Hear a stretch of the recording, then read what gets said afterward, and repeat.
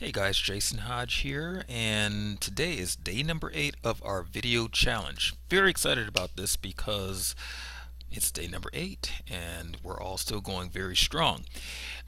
Today's topic is book? What book? Matter of fact, let me make sure that I get the right verbiage. What book has been the most I'm just gonna make something up, right? What book has impacted you the most? Okay, that's what I get. That's the gist of what the talk is today, right? And there's actually quite a few books, I would have to say, that have impacted my life tremendously. Most of them are inside of the collection of books inside of the Bible. And so I'll go through a few of those and then go through some of the ones that are outside of the Bible and then talk about, the, what's and what fors. Uh, One of the books that major impact is the book of Nehemiah. The book of Nehemiah, and particularly when Nehemiah was going back to build the wall in Jerusalem, right? And he was, in captivity. His people were in captivity, and the king had favor on him, and he asked him why his countenance fell one day, meaning, hey, why are you looking so sad? What's going on with you? You're usually so chipper, and I'm wondering, what's happening. So Nehemiah explained to him, hey, the wall back in my homeland, my parents' homeland, it has really fallen into disrepair. It's been destroyed. There's all this turmoil going on, and I really need to go back and rebuild it. And so the king asked him, well, how long will it take, and what do you need, basically? And so Nehemiah gave him like the breakdown of what it is that he was going to need. And so then the king took that plan and said, okay, and he basically signed off on everything that Nehemiah needed in order to rebuild his wall. Now, here's the real kicker of the story for me, and I think that it's probably one of the more important aspects of the story. And that is that inside of the story, Nehemiah was given favor with the king. He was commissioned to go and rebuild the wall of his people, and he was given the resources to do it. He was also given the pass in which to get him from point A to point B. Nehemiah's purpose, or his function, his responsibility in the whole thing, was to actually get there and get the job done. Now, as Christians, as believers, as people, a lot of times I see folks who think that once they are given the green light that things are going to miraculously get done. And that is not supported anywhere in the scripture that I read. What I see supported is that you get the favor, you get the green lights, the doors are open, but yet you still have to go ahead and move on it. You have to put some action behind it.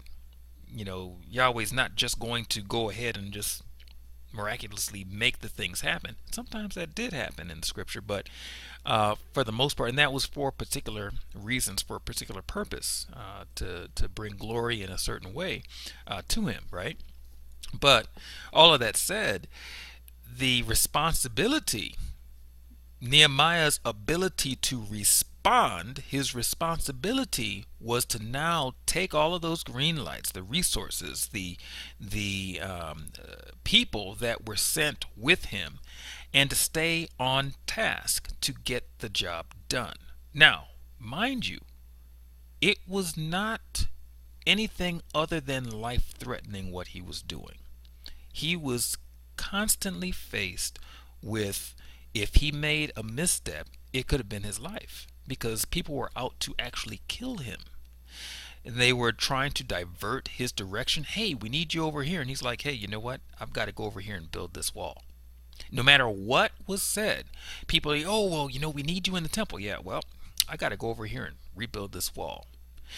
To the point that he had one person building, while the other was standing guard, and then they would switch off. You see, so they had to build in the middle of a war type or a battle type situation. The scenario was very dangerous, but they still had to move forward and get the job done. No matter what, he stayed focused. So for me, that book is such a great example for modern day, and ancient days of the importance of focus. Focus, understanding what your purpose is, what your objectives are, and how you have to be vigilant in going about meeting them.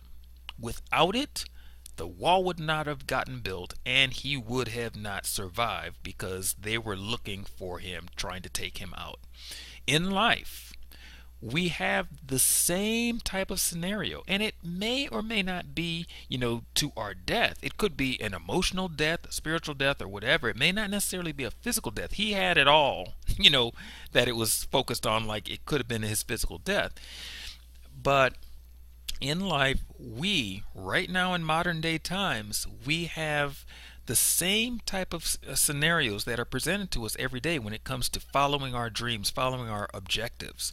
What is it that we are determined to do, and what are we willing to do to make sure that we reach our end goal objectives?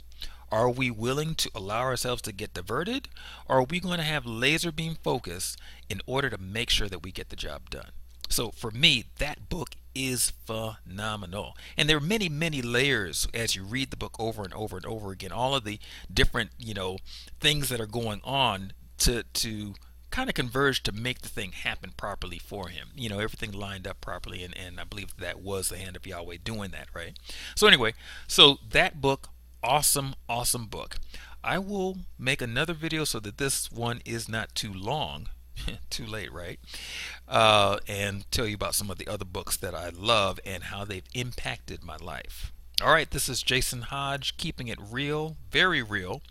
And just want to encourage you, hey, you know what? If you are looking for a community to get involved with, a community that stretches you beyond your comfort zone, one that has you do videos in a video challenge, and you want to really expand your horizons, you want to build your business, grow it in ways that you couldn't normally grow it because you're kind of stuck inside of that comfort zone of yours and you want to get outside of that box, I will encourage you to go ahead, click that link, and join the video challenge for one, join the community, and get really on track with your own objectives and goals and expand your own territory, broaden it, stretch it out, do something extraordinary in order to be found in your marketplace, to be noticed, to be recognized. All right, this is Jason Hodge.